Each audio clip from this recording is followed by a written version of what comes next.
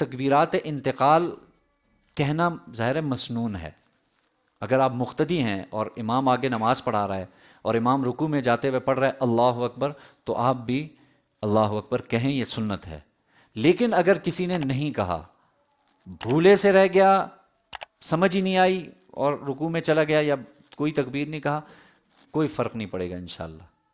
لیکن جان بوجھ کر چھوڑ دی تو یہ خلاف سنت ہوگا، اس سے بچنا چاہیے. مسئلہ واضح ہو گیا؟